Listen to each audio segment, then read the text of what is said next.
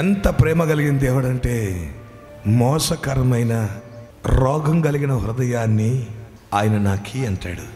యవనస్తులకు హృదయం ఇచ్చేంత సమయం లేదు. ఒక మాట దేవుని బిడ్డలారా, ఇన్స్టాగ్రామ్లో, వాట్సాప్లో రాత్రింబగలు సెల్ ఫోన్లతో గడిపే వాళ్ళు ఉంటారు. ఆ సెల్ ఫోన్లను నువ్వు చూసేదాన్ని బట్టి నీకు ఉపయోగం ఏదైనా ఉందా?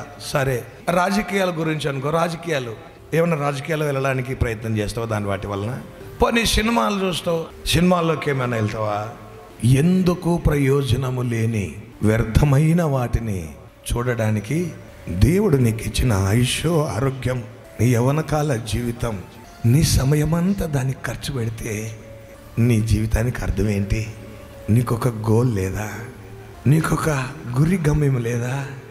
సాతానుడు యవనస్తుల యొక్క ఆయుష్, జీవితాన్ని తేలికగా తీసేస్తున్నాడు. గంటలు గంటలు.